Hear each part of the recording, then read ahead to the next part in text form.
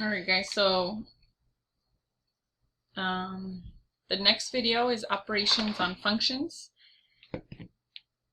This is called composition of functions. They're fairly easy, okay? They look hard, but they're really not, okay? So I know that f of x is equal to x squared minus 4 and g of x is equal to 2x plus 1. So since I know that g of x is equal to 2x plus 1, I'm going to substitute that into my function f. So anywhere I see an x, I'm going to substitute in 2x plus 1.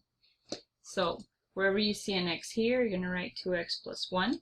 In other words, you're taking g of x, 2x plus 1, and you're substituting it wherever you see an x.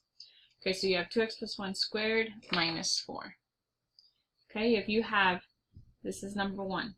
If you have number 2, g of f of x, well, I know what f of x is equal to. F of x is equal to x squared minus 4. So you're going to take x squared minus 4 and you're going to substitute it wherever you see a g, wherever you see an x in g of x. So wherever you see a g, it would be 2 parentheses x plus 1. Okay, do we know what the value of x is? Yes, it's x squared minus 4. So in this case, you took f of x, whatever f of x was equal to, and you substituted it into your equation for x wherever you see an x in g. Okay, the next step is just pure simplification. We know that 2x plus 1 squared is the same thing as 2x plus 1 times itself twice. 2x times x gives you 4x squared. 2x times 1 gives you 2x. 1 times 2x is 2x, and 1 times 1 gives you 1, minus 4. You combine like terms, so you're left with 4x squared plus 4x plus 1 minus 4. The next terms to combine are 1 minus 4, which leaves you with negative 3. So f of g of x is equal to 4x squared plus 4x minus 3. Comment any questions that you may have. Okay, the next one is to distribute the 2 to each of the terms. So 2 times x squared gives you 2x squared, 2 times negative 4 gives you negative 8. I'm going to combine the like terms. So negative 8 plus 1 gives you negative 7. So g of f of x is equal to 2x squared minus 7. Okay, the next thing is to ask you for number 3. It says f plus g of x. So you're going to add these two functions together. Okay, do I know what f of x is equal to? This is the same thing as saying f of x plus g of x. This is the same thing as saying f of x plus g of x and substituting in a 5 wherever you see an x. So let's find f of x plus g of x first. F of x is equal to x squared minus 4, and g of x is equal to 2x plus 1. You're going to combine like terms, which in this case is just the negative 4 and the plus 1. So you're left with x squared plus 2x, and then minus 4 plus 1 gives you negative 3. Okay, so f of x plus g of x is actually equal to x squared plus 2x minus 3. So since I know that f plus g is equal to x squared plus 2x minus 3, now wherever I see an x, I'm going to substitute in positive 5. So you really have 5 squared plus 2 times 5 minus 3. So 5 squared plus 2 times 5 minus 3. We know that 5 squared is 25.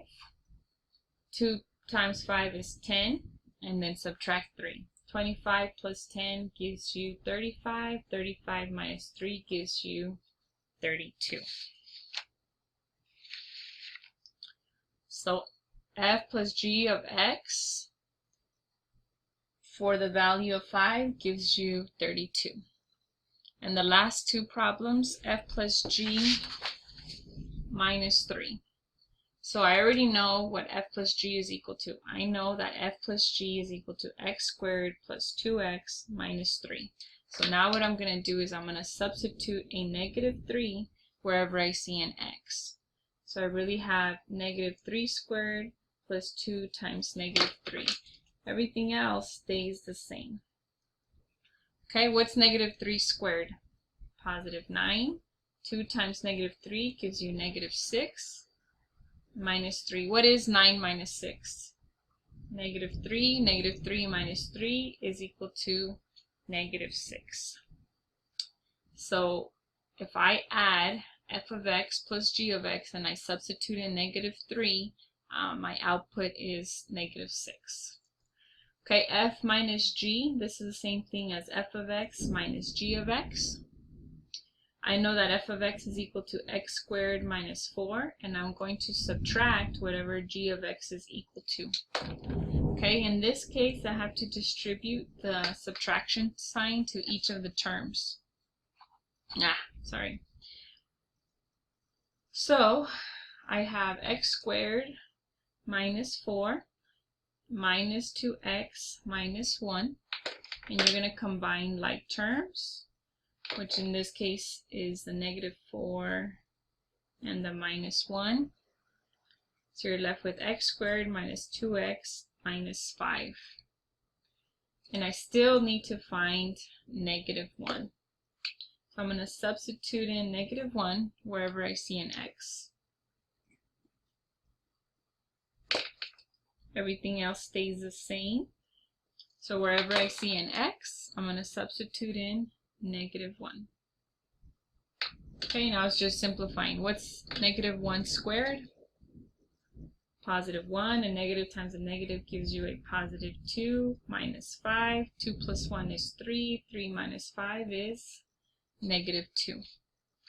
So if I subtract g of x from f of x and I substitute in negative 1, my output value is negative 2. Okay guys, I'm going to take a break for a little while. I'm going to go eat dinner. So I'll be back in a little bit to finish the last two videos.